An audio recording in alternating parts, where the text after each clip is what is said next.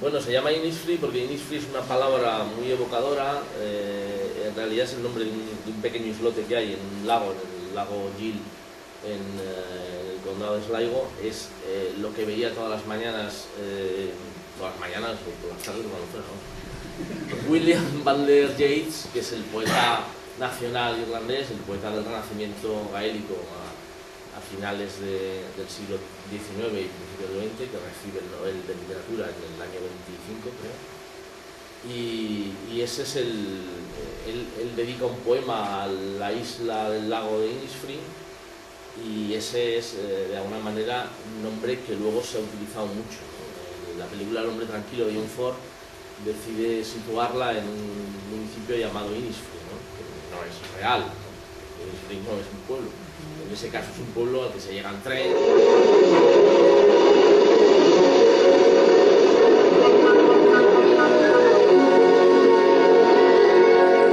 Es el Innisfree, digamos, el Innisfree que todos conocemos ya, porque todos hemos conocido esa Irlanda costumbrista rural a través precisamente del cine de John Ford, ¿no? Y de alguna manera, cuando yo me planteo hacer un blog de Irlanda, enseguida pienso en Innisfree. Could you tell me the way to Innisfree? Innisfree, 5 miles and maybe a half Y more. además, que Innisfree podía tener un significado, digamos, oculto, en el sentido de que Innis significa isla en irlandés y free significa libre en inglés. Entonces, isla libre, eso le daba también el componente de la parte de los 700 años de lucha de Irlanda por su libertad, que era uno de los componentes que están en el origen del blog, y por tanto el repaso de los acontecimientos históricos. En el primer post que hice, alguien dejó un comentario y me aclaró que, perdonará, pero que Innisfree en irlandés significaba isla del Brezo. Bueno, evidentemente hay un fenómeno natural, que es la plaga, un bicho que se come la patata, y en aquel momento en Irlanda se cultivaba exclusivamente patata, prácticamente.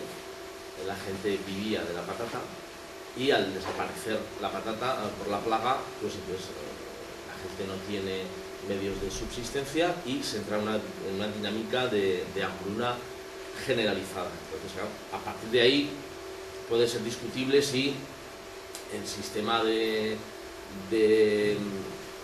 reparto de la tierra creado por los colonizadores ingleses facilita o no el monocultivo de la patata y facilita o no la subsistencia de la gente o no, pero luego eso podría ser discutible, pero luego resulta que hay decisiones políticas que se adoptan en aquel momento que desde luego contribuyen a que haya profesionales, historiadores, juristas, etcétera, que defiendan con argumentos que se trata de un genocidio, de un holocausto impulsado por decisiones políticas tomadas del gobierno, con intención o sin intención, pero tomadas desde Londres y desde los representantes del gobierno. Decisiones, por ejemplo, como de todas las cosechas de patata se tenía que vender una determinada cantidad a la metrópoli, a Inglaterra, y a pesar de la escasez de patatas se mantuvo esa venta de patatas a la metrópoli. Eso es una decisión política que le costó la vida a mucha gente. Eso es así. Otra decisión política es cuando en la dinámica que se está creando, de que la gente está sin recursos, sin patata, está pasando hambre, llegan los ingleses y mantienen la política de desahucios.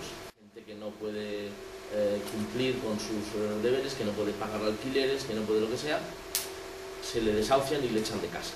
Entonces, esa política de desahucios, que se mantuvo conscientemente durante la etapa de la Gran Hambruna, se considera efectivamente actos genocidas por parte de un tipo llamado Trevelyan, que es el gobernador del poder inglés, el gobernador de la corona en Irlanda en aquel tiempo.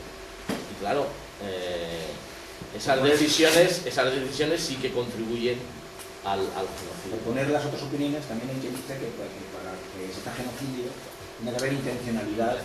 Pero te digo que es indiscutible, siempre hay los historiadores. La científicos provocó la diáspora de los irlandeses. Efectivamente, el hecho de que hoy haya millones de irlandeses en todo el mundo, el 90% del origen de eso está justo en esos años, en 1845, 1860, 70.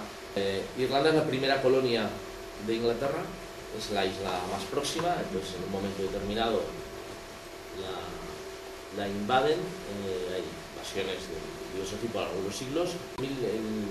El siglo XVII es cuando se produce un fenómeno que es lo que llaman la plantación, y la reina Isabel de Inglaterra envía población inglesa y escocesa a colonizar el norte de Irlanda. Acababan de derrotar al último rey celta, y se inició un proceso en el que estaba en el reino de Ulster, la actual provincia del norte de Irlanda. Entonces los ingleses inician ese proceso de colonización, son ingleses y escoceses de religión anglicana o presbiteriana, respectivamente, por lo tanto protestantes, en el lenguaje clásico, y se produce una situación clara de limpieza étnica. Yo creo que se puede hablar de limpieza étnica. Llega Cromwell también a imponer a sangre y fuego todo el poder de la corona en esa isla rebelde, y entonces toda la población gaélica, que son católicos y que son de origen celta y que hablan gaélico-irlandés, son expulsados a la costa oeste. Y por eso hoy en día la población que emplea el irlandés como primera lengua vive en toda la esquina oeste de la isla de Irlanda, en parcelas de tierra muy duras, montañosas, donde apenas se puede cultivar nada, en fin. Y son gente que ha mantenido viva la lengua a través de los siglos, ¿no? Realmente me parecía un suceso muy interesante. A partir de ahí se producen sucesivos, en cada generación hay un intento de los irlandeses de rebelarse. Todos los procesos de rebelión de los irlandeses en esa época están dirigidos por personas que son protestantes, son la élite social irlandesa, son gente de origen inglés en muchos casos, de allí.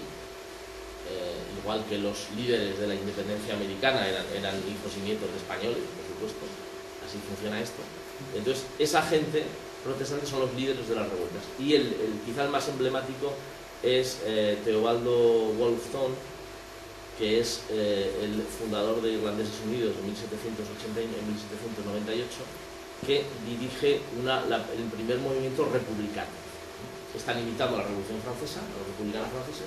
Entonces es cuando se crea la bandera irlandesa, y entonces el sentido de los republicanos es decir que todos son irlandeses, y por eso se escoge como los colores de la bandera el verde, que representa a la población gaélica, católica, irlandesa, y el naranja, que representa a la población protestante, ¿no?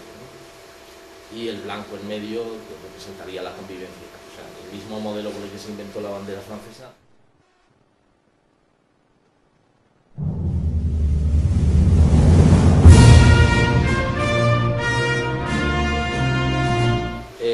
Y por eso el decir que cuando se habla a veces de Irlanda y se quiere vender como una guerra de religión entre católicos y protestantes, pues no es verdad, porque los líderes de la independencia eran protestantes, por lo tanto, primera cosa que podemos disipar, ¿no? En 1916 se produce, digamos, la última rebelión fallida, que fue cuando toman el edificio de correos en Dublín.